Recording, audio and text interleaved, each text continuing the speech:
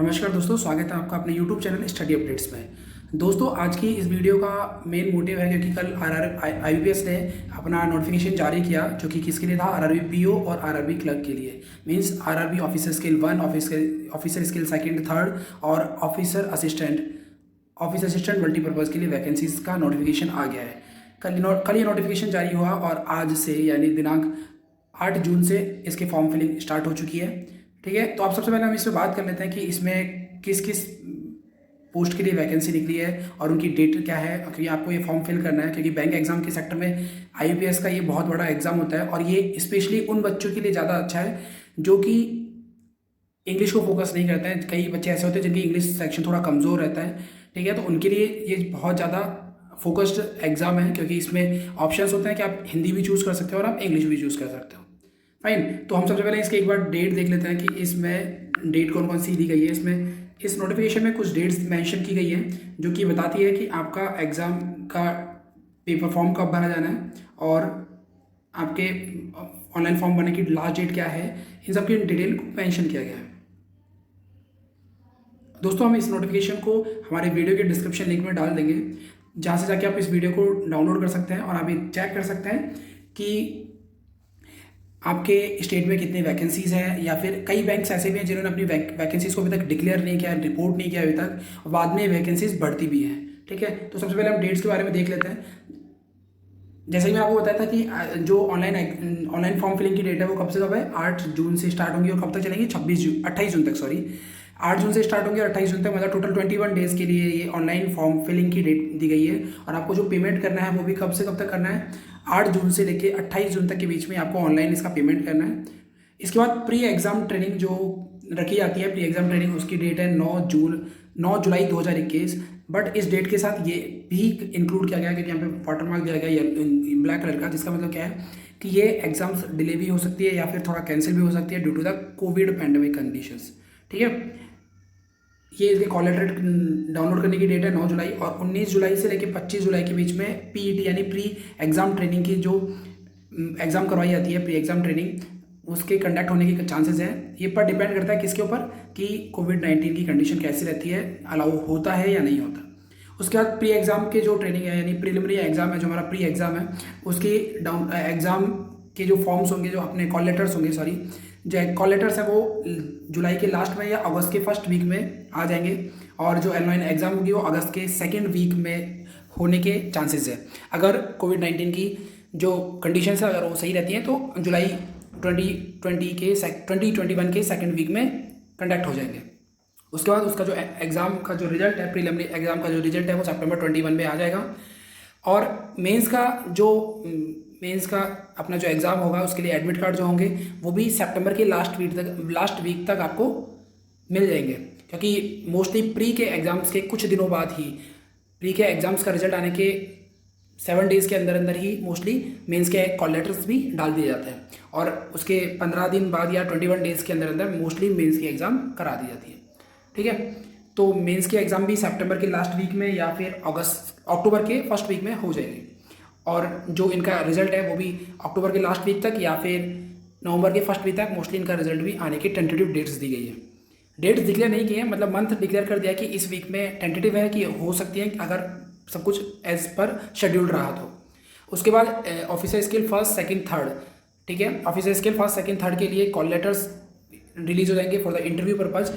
जो office assistant के लिए जो मल्टीपर्पज़ की वैकेंसीज होती है, जिनको हम मोस्टली का क्लर्क के नाम से जानते हैं, और उसमें इंटरव्यू नहीं होता। उसके बाद उसमें लैंग्वेज प्रोफिशिएंसी टेस्ट होता है और उसके बाद डायरेक्टली उसमें पोस्टिंग दे दी जाती है। जो प्रोविजनल अलॉटमेंट की डेट दी गई है इसमें वो कब दी गई है, जनवरी 2022 में।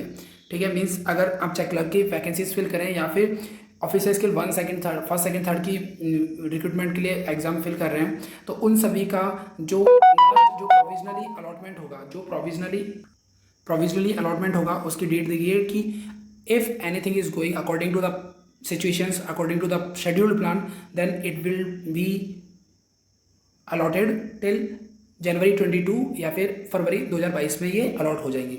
मतलब सब कुछ सेफली रहा। अगर कोविड-19 की रिपोर्ट सब कुछ, मतलब कोविड-19 अगर स्मूथली कंडक्ट करवा पाए कोविड-19 के अंदर अपने एग्जाम्स को, तो जनवरी 2022 में आपके हाथ में एक जॉब होगी, आपका अलॉटमेंट भी हो चुका होगा।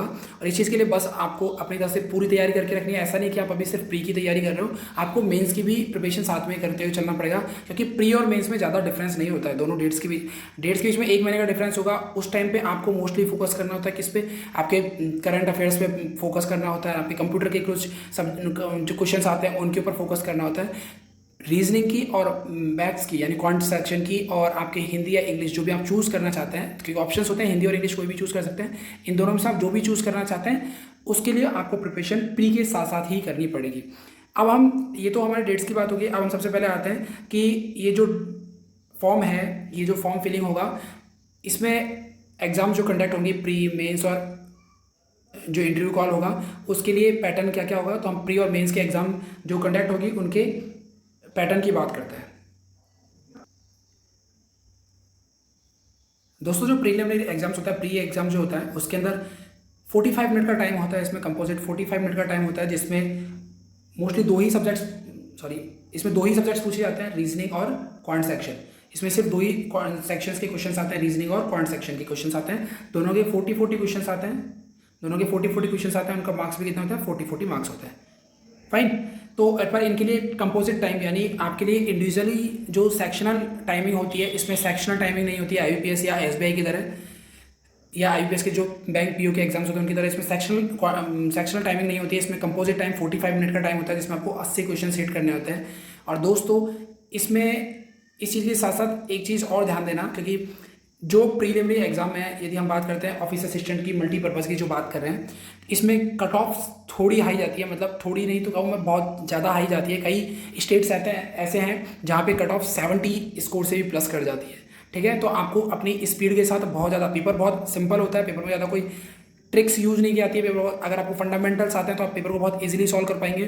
तो आपको इन्हीं चीज़ों के बीच में ध्यान रखना पड़ेगा कि आपकी एक्यूरेसी अच्छी होनी चाहिए, क्योंकि एक्यूरेसी मैटर करेगी, और साथ में आपकी स्पीड भी बहुत मेंटेन करके चलनी पड़ेगी।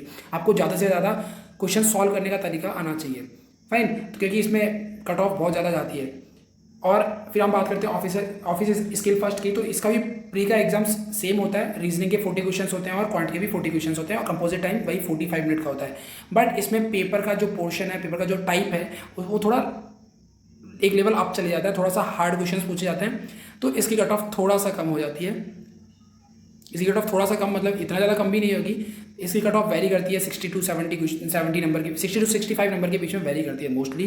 ज़्यादातर स्टेट्स की बात करें, कई स्टेट्स में जहाँ वैकेंसीज ज़्यादा होती है वहाँ थोड़ा कम भी होकर 55 से 65 के बीच में। मैं ये सारी जो कट ऑफ्स का रेंज जो बता रहा हूँ, ये सब जनरल यूआर अनरिजर्व कैटेगरी के हिसाब से बता रहा हूँ। जो रिजर्व कैटेगरी के हैं उनमें कट ऑफ और भी वेरी करती है, और भी नीचे डाउन हो जाती है। ये हो गई प्रीलिम्स के एग्जाम के पैटर्न की बात। अब हम चलते हैं मेंस के एग्जाम के पैटर्न की बात, कि मेंस में कैसा पेपर आता है, कौन कौन से टॉपिक्स उसमें पूछे जाते हैं, किस हिसाब से पेपर होता है। अब मेंस में ऑफिस असिस्टेंट फर्स्ट की बात करें या फिर ऑफिस असिस्टेंट की बात करें या ऑफिसर स्किल फर्स्ट की बात करें, इनमें 5 सब्जेक्ट्स आती हैं, reasoning, computer knowledge, general awareness, Hindi या इंग्लिश। इन दोनों में से एक सब्जेक्ट आपको चूज करना होता है, या तो हिंदी या फिर इंग्लिश, जो आपको सुटेबल लगे उन एक सब्जेक्ट चूज करना होता है। और जो लास्ट सेक्शन होता है वो क्वांट का होता है।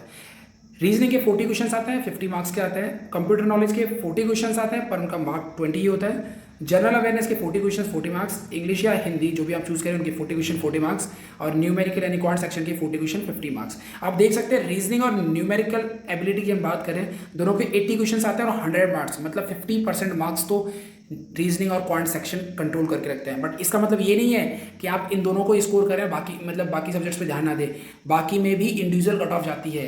ठीक है, तो आपको सब्जेक्ट सारे क्वालिफाइड करने पड़ेंगे, तभी आपका सिलेक्शन होगा। तो आपको सारे सब्जेक्ट्स को लेके कवर करना होगा, और सभी सब्जेक्ट के क्वेश्चन जैसे इस पीडीएफ में दिखा रखे हैं कि इतने क्वेश्चन आते हैं और इतने नंबर का अलॉटमेंट होता है। वैसे ही सेम यदि हम बात करते हैं ऑफिस असिस्टेंट फर्स्ट की, तो उसमें भी सेम यही एग्जाम पैटर्न होता है। मेंस की सेम एग्जाम पैटर्न होता है, वही सेम। रीजनिंग के 40 क्वेश्चंस 50 मार्क्स के, कंप्यूटर नॉलेज के 40 क्वेश्चंस 20 मार्क्स के, जनरल अवेयरनेस के 40 क्वेश्चंस 40 मार्क्स के, रीजनिंग हिंदी या इंग्लिश के 40 क्वेश्चंस ऑप्शनल है, आप दोनों में से कोई भी चूज कर सकते हैं। 40 क्वेश्चन 40 मार्क्स के होते हैं, और क्वांट के 40 क्वेश्चन 50 मार्क्स के होते हैं, और इनके लिए कंपोजिट टाइम होता है 2 आवर्स का। ये हो गया हमारे मेंस के एग्जाम की पैटर्न की बात, कि मेंस का एग्जाम का पैटर्न कैसे होगा। अब इसके बाद हम बात करते हैं कि आपको इसके बाद ध्यान देना कि ऑफिस असिस्टेंट ऑफिस असिस्टेंट की जो वैकेंसीज़ हैं यानी मल्टीपर्पज़ की जो वैकेंसीज़ हैं, इनमें इंटरव्यू सेक्शन नहीं होता है, जबकि जो ऑफिस स्केल फर्स्ट या सेकंड या थर्ड के जो पेपर्स होंगे उनमें आपका क्या होगा, इंटरव्यू सेक्शन होगा। तो जो मतलब ऑफिस स्केल फर्स्ट की बात फॉर्म भरेगा या ऑफिस स्केल सेकंड या थर्ड के जो फॉर्म फिलिंग करेगा उनमें इंटरव्यू भी होगा। अब हम बात करते हैं इनके एजुकेशन क्वालिफिकेशन की। एजुकेशन क्वालिफिकेशन की क्या रिक्वायरमेंट्स हैं।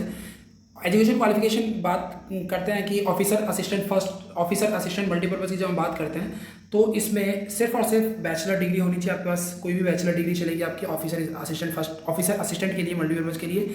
और साथ में इसमें एक चीज़ और लिखी है, लोकल लैंग्वेज आपको नॉलेज होनी चाहिए। जिस भी आरआरबी के रिगार्डिंग आप फॉर्म फिलिंग करेंगे, चाहे आप आरआरबी भोपाल की बात करें या फिर बाकी कहीं भी जहाँ से आप फॉर्म फिलिंग करना चाहते हैं, तो वहाँ के रिगार्डिंग आपको लैंग्वेज की नॉलेज होनी चाहिए। बहुत सारे अलग अलग स्टेट्स के लिए अलग अलग लैंग्वेज दी गई हैं, वो आपको मैं अभी थोड़ी देर बाद बता दूंगा कि कौन से स्टेट के लिए कौन कौन सी लैंग्वेज दी गई है, प्रेफरेंस दिया गया है। और यदि हम बात करते हैं ऑफिसर स्केल फर्स्ट की बात करते हैं, असिस्टेंट मैनेजर जो पोस्ट होती है, जिसको पीओ के नाम से भी जानते हैं मोस्टली, ठीक है। इसमें बैचलर डिग्री कोई भी डिसिप्लिन रिकॉग्नाइज्ड यूनिवर्सिटी से होनी चाहिए। प्रेफरेंस किस किस को दी जाएगी, जिन्होंने एग्रीकल्चर से की होगी, हॉर्टिकल्चर से की होगी, फॉरेस्ट्री से की होगी, एनिमल हस्बेंड्री से की होगी, क्योंकि ये रूरल बैंक्स हैं तो इन्हीं को ज़्यादा प्रेफरेंस दिया जाता है। पर ऐसा नहीं है कि अगर आपने किसी दूसरे से की होगी तो आप वैलिड नहीं हो, आप वैलिड हो, पर इनको प्रेफरेंस दी जाती है as compare to another anything, fine. और इसमें आपको कंप्यूटर की नॉलेज भी हो तो ज़्यादा डिज़ायर, इनकी डिज़ायर है वो कि अगर आपको कंप्यूटर की नॉलेज हो तो बेस्ट है, नहीं होगी तो भी चलेगा। बट आपको जब आप कंप्यूटर नॉलेज का एग्जाम क्वालिफाइड करोगे तो आपको बेसिक नॉलेज तो होगी, ठीक है। इस चीज़ को कंसीडर मतलब ऐसा माना जाता है इनका कि आपको जब कंप्यूटर नॉलेज की पेपर आपने क्वालिफाइड किया है तो आपको कंप्यूटर की बेसिक नॉलेज तो है ही। इसके बाद यदि हम बात करते हैं ऑफिस स्केल सेकंड की, तो फिर ऑफिस स्केल सेकंड में general banking officer manager post के लिए है। ये किस पोस्ट के लिए, मैनेजर पोस्ट के लिए है। तो इसमें जो बैंकिंग ऑफिसर है मैनेजर के लिए और स्पेशलिस्ट ऑफिसर एसओ की पोस्ट निकलती है। इसमें आपको जो मतलब बैचलर डिग्री रिकॉग्नाइज्ड यूनिवर्सिटी के होने के साथ कुछ प्रेफरेंस भी दी है, जैसे उन्होंने फाइनेंस की, मार्केटिंग की, एग्रीकल्चर की वगैरह, मैनेजमेंट की, लॉ की, इकोनॉमिक्स की, कॉर्पोरेशन की, मार्केटिंग की, इंजीनियरिंग की, एग्रीकल्चर इंजीनियरिंग की, इन सबको इन्होंने प्रेफरेंस दिया। और साथ में आपके पास 2 साल का मैंडेटरी फाइनेंशियल या मैंडेटरी बैंक में ऑफिसर की पोस्ट पे या फिर फाइनेंशियल इंस्टीट्यूट से आपका एक्सपीरियंस होना चाहिए कम से कम 2 साल का, ठीक है। सेम एसओ में इन्होंने अलग अलग वैकेंसीज निकाली है, आईटीओ यानी इंफॉर्मेशन टेक्नोलॉजी ऑफिसर की, जिनके पास 50% से ज़्यादा रिकॉग्नाइज्ड यूनिवर्सिटी से मतलब बैचलर डिग्री में इनके पास 50% से ज़्यादा मार्क्स, मिनिमम 50% मार्क्स होने चाहिए, ज़्यादा हो तो अच्छा है, और 1 ईयर का एक्सपीरियंस होना चाहिए। चार्टेड अकाउंट सीए के लिए इन्होंने चार्टेड अकाउंट होना चाहिए और उसके साथ साथ उसको 1 ईयर का चार्टेड अकाउंट का एक्सपीरियंस भी होना चाहिए। फिर उसके बाद लॉ ऑफिसर के लिए पोस्ट निकाली है। 50% लॉ के अंदर यूनिवर्सिटी में रिकॉग्नाइज्ड यूनिवर्सिटी से उसकी अपनी बैचलर होनी चाहिए और साथ में 2 ईयर्स का एज एन एडवोकेट काम किया गया होना चाहिए, चाहे वो बैंक में हो या फिर किसी भी फाइनेंशियल इंस्टीट्यूट में हो। कम से कम 2 साल से कम नहीं चलेगा। फिर उसके बाद जो वैकेंसी है ट्रेजरी मैनेजर की है, मार्केटिंग ऑफिसर की है, एग्रीकल्चर ऑफिसर की है। इन सभी में आप ध्यान देना कि इन सभी के रिलेटेड आपके पास बैचलर डिग्री होनी चाहिए और उनमें कम से कम 1 साल या फिर कई वैकेंसीज है जिनके लिए कम से कम 2 साल रिलेवेंट फील्ड जो उनका है उनमें कम से कम 1 या 2 साल का एक्सपीरियंस होना चाहिए। दिया गया है कि जिनमें 2 साल दिया गया उनमें मिनिमम 2 साल का एक्सपीरियंस होना चाहिए, जिनमें 1 साल दिया गया उनमें 1 साल का एक्सपीरियंस भी वैलिड होगा। अब हम उसी के साथ बात करते हैं ऑफिसर स्किल थर्ड की, जो कि सीनियर मैनेजर के लिए डायरेक्ट पोस्ट निकलती है। इसमें जिस भी बैचलर डिग्री होनी चाहिए किसी भी इंस्टीट्यूट से, किसी भी रिकॉग्नाइज्ड यूनिवर्सिटी से विथ मिनिमम 50% मार्क्स। वही प्रेफरेंस किन को दी जाएगी, बैंकिंग को, फाइनेंस को, मार्केटिंग को, एग्रीकल्चर को, हॉर्टिकल्चर को, हस्बेंड्री को, एनिमल हस्बेंड्री को और एग्रीकल्चर, मार्केटिंग, कॉर्पोरेशन को, information technology, management, law, economics, इन सबको प्रेफरेंस दी जाएगी। बट साथ में इसके साथ एक कंडीशन है कि 5 ईयर का एक्सपीरियंस होना चाहिए बैंक में या किसी भी इंस्टीट्यूट में। फाइन, ये तो इनके लिए मैंडेटरी एजुकेशन क्वालिफिकेशन हो गई और साथ में इनके लिए जो रिक्वायरमेंट है आपको एक्सपीरियंस की उन सब के बारे में मैंने आपको बता दिया। मैंने आपको एजुकेशन क्वालिफिकेशन के बारे में तो बता ही दिया। अब साथ में एक चीज़ और देख लेते हैं कि ऑफिसर स्केल थर्ड के लिए इन्होंने एज लिमिट दी गई है। ऑफिसर स्केल थर्ड के लिए इन्होंने एज लिमिट दी है 21 से 40 ईयर की। मीन्स 3 जून 1986 से लेके 31 मई 2000 तक की डेट, इन दोनों डेट को इंक्लूसिव किया गया, दोनों डेट इंक्लूडेड है, ठीक है। ऑफिसर स्केल सेकंड के लिए भी 21 से 32 ईयर के एज रिकमेंडेड की गई है। सॉरी रिकमेंडेड नहीं, मतलब मैंडेटरी की गई है। और ऑफिसर स्किल फर्स्ट की बात करते हैं तो 18 ईयर से लेके 30 ईयर तक की एज को दिया गया कि यदि आपकी एज 18 ईयर है या फिर 30 ईयर है, सॉरी 13 नहीं 30 ईयर है, मीन्स आपका डेट ऑफ बर्थ यदि 3 जून 1991 से और 31 मई 2003 के बीच में है या इन दोनों डेट को भी है तो आप एग्ज़ाम देने के लिए एलिजिबल हो। वैसे ही ऑफिसर असिस्टेंट के लिए इन्होंने 18 to 28 ईयर तक की एज लिमिट मैंडेटरी की है, मतलब बताई है, जिसमें आपका बर्थ यदि 2 जून 1993 से पहले नहीं होना चाहिए और 1 जून 2003 के बाद का नहीं होना चाहिए। और जो रिजर्वेशन कैटेगरीज हैं जैसे एससी है, एसटी है, यानी शेड्यूल्ड कास्ट है, शेड्यूल्ड ट्राइब है, उनके लिए एज रिलैक्सेशन दिया गया है जो कि इस पीडीएफ में मेंशन है 5 ईयर्स का, ओबीसी के लिए 3 ईयर्स का, और यदि कि कोई पर्सन डिसेबिलिटी मार्क्ड है तो उसके लिए 10 ईयर्स का, और यदि कोई एक्स सर्विसमैन है तो उसके लिए अलग अलग पोस्ट के हिसाब से अलग अलग एज रिलैक्सेशन दिया गया है जो कि आपको नोटिफिकेशन में मिल जाएगा। मैंने आपको बताया था कि लैंग्वेज प्रेफरेंस टेस्ट होगा। लैंग्वेज प्रेफरेंस टेस्ट क्या होगा कि जिस भी स्टेट से आप फॉर्म फिलिंग कर रहे हैं, ठीक है, उसमें कुछ लैंग्वेजेस दी गई है कि आपको उन लोकल लैंग्वेजेस की नॉलेज होनी चाहिए, क्योंकि ये रूरल बैंक्स है, मोस्टली ग्रामीण सेक्शन में काम करती है, तो आपको वहाँ के जो पर्सनस हैं, मतलब जो वहाँ के लोग बाग हैं, उनसे बात करने की उस लोकल लैंग्वेज की नॉलेज होना मैंडेटरी है, ठीक है। तो जैसे हम बात करें आंध्रा के लिए, इन्होंने तेलुगु लैंग्वेज दी है कि आपको तेलुगु लैंग्वेज, अगर यदि आप आंध्रा सेक्शन से भरे, आंध्रा आरबी से भरे हैं तो आपको तेलुगु लैंग्वेज की बात नॉलेज होनी चाहिए। हिंदी इंग्लिश तो मैंडेटरी है, हिंदी इंग्लिश के अलावा आपको तेलुगु लैंग्वेज की नॉलेज होनी चाहिए, ठीक है। आंध्रा में दोनों जगह आपको तेलुगु लैंग्वेज की नॉलेज होनी चाहिए। अरुणाचल के लिए आपको इंग्लिश की नॉलेज होनी चाहिए। आर्यावर्त बैंक के लिए उत्तर यूपी में उसके लिए हिंदी मैंडेटरी है, ठीक है। तो ऐसे ही हर स्टेट के लिए इन्होंने अलग अलग लैंग्वेज डिफाइन किया है कि आपको कौन कौन सी लैंग्वेज की नॉलेज होनी चाहिए, जो इस पीडीएफ में मेंशन है। तो आप जिस भी बैंक के लिए फॉर्म फिलिंग कर रहे हैं या जिस भी आरआरबी के लिए फॉर्म फिलिंग कर रहे हैं, जिस भी स्टेट से फॉर्म फिलिंग कर रहे हैं, उसके पहले जो लोकल लैंग्वेज है उसके बारे में नॉलेज जरूर रख लें, क्योंकि अगर आपको पता नहीं होगा तो आप लैंग्वेज प्रेफरेंस में आपको प्रॉब्लम आ सकता है। हम बात करते हैं कुछ वैकेंसीज़ की जो कि CRP RRB 10 IBPS RRB 10 में इंडिकेटिव की गई हैं। ये वैकेंसीज डिक्लेयर नहीं है, कुछ वैकेंसीज़ हैं जो उन्होंने अभी तक डिक्लेयर किए हैं और कुछ बैंक्स ऐसे हैं जिन्होंने अभी तक डिक्लेयर नहीं किया है। वो वैकेंसीज इंक्रीज़ भी हो सकती हैं, कम होने के चांसेस बहुत ही कम है, वैकेंसीज मोस्टली इंक्रीज़ ही होती हैं, ठीक है। तो हर स्टेट के रिगार्डिंग इन्होंने वैकेंसीज डिक्लेयर किए हैं और कुछ बैंक्स ऐसे जिन्होंने अभी तक रिपोर्ट नहीं किया है, तो ये वैकेंसीज इंक्रीज़ होंगी धीरे धीरे, ठीक है। तो जैसे आप आंध्रा में बात करें तो जो 3 बैंक्स हैं, आंध्रा प्रगति ग्रामीण बैंक, चैतन्य गोदावरी ग्रामीण बैंक, सप्तगिरी ग्रामीण बैंक, इनमें अलग अलग कैटेगरी के हिसाब से इन्होंने वैकेंसीज डिफाइन किए। जैसे आंध्रा प्रगति ग्रामीण बैंक ने अभी तक रिपोर्ट नहीं किया कि कितनी वैकेंसीज हम प्रोवाइड कर रहे हैं, कितनी वैकेंसीज हमारे यहाँ एम्प्टी है, ठीक है। चैतन्य ने 24 SC में और ST में 12, OBC में 42, EWS में 19 और जनरल में 59, ठीक है। तो ऐसे हर स्टेट ने अपनी अपनी वैकेंसीज डिक्लेयर किए हैं और कुछ ने रिपोर्ट भी नहीं किया है। तो आप जिस भी स्टेट से फॉर्म भरना चाहते हैं, आप उस स्टेट की लैंग्वेज प्रेफरेंस टेस्ट का ध्यान रखना, क्योंकि आपको उसकी नॉलेज होना मैंडेटरी है, क्योंकि जब आपका लैंग्वेज प्रेफरेंस टेस्ट हो तो उसमें आपको उसकी नॉलेज होनी चाहिए। और जिस भी स्टेट से आप भर रहे हैं उसके रिगार्डिंग आप पहले वैकेंसीज चेक कर लीजिए। वैसे ही इन्होंने ऑफिसर स्किल फर्स्ट की भी वैकेंसीज डिक्लेयर की है। तो आप फॉर्म फिलिंग करते टाइम ये भी ध्यान रखिए कि आप किसी स्टेट के रहने वाले हैं या फिर जिस स्टेट से आप फॉर्म फिलिंग कर रहे हैं वहाँ की जो लोकल लैंग्वेज है उसकी आपको नॉलेज है या नहीं है, ठीक है दोस्तों। तो आप इस फॉर्म को जल्दी से जल्दी फिल करें। और इस एग्ज़ाम के रिलेटेड भी हम अपने चैनल पे वीडियोस अपलोड करते हैं, क्योंकि हम जो वीडियोस अपलोड कर रहे हैं ये रीजनिंग और क्वांट दोनों सेक्शन को कवर करती है और इसमें मोस्टली फोकस रीजनिंग और क्वांट पे है। हम जल्दी से जल्दी कोशिश करेंगे कि आपको दूसरे जो सब्जेक्ट्स हैं उन पे भी वीडियोस अपलोड करना स्टार्ट करें, बट अभी मेनली फोकस हमारा क्वांट सेक्शन और रीजनिंग सेक्शन पे था, तो हम उन्हीं के वीडियोज़ अपलोड कर रहे थे। तो यदि आप हमारे चैनल पर नए हैं तो आप भी इसी चैनल को सब्सक्राइब करें, लाइक करें और शेयर करें अपने दोस्तों के साथ, हमारे कंटेंट को देखें। यदि आपको कंटेंट पसंद आता है तो ज़रूर एक और दोस्तों के साथ शेयर करें और लाइक करें हमारे कंटेंट को। और यदि आपको कोई भी क्वेरी हो फॉर्म फिलिंग के रिगार्डिंग या फॉर्म फिलिंग करने में आपको कोई प्रॉब्लम आ रही हो तो आप हमारा इस वीडियो के डिस्क्रिप्शन में जो कमेंट सेक्शन है वहाँ पे आके कमेंट करके पूछ सकते हैं। या यदि आप ये चाहते हैं कि फॉर्म फिलिंग की एक वीडियो हम बनाएं तो हम जल्दी अगर आपकी रिक्वेस्ट होगी तो हम जल्दी उस वीडियो को भी अपलोड कर देंगे। या फिर यदि आपको कोई क्वेरी हो, आप कुछ पर्सनली पूछना चाहते हैं या फिर कुछ आपका कोई क्वेश्चन है तो आप हमारे इसी वीडियो के डिस्क्रिप्शन में हमारा टेलीग्राम पेज का लिंक दिया गया है, तो आप वहाँ पे जाके भी अपनी क्वेरी पोस्ट कर सकते हैं और पूछ सकते हैं। Thank you.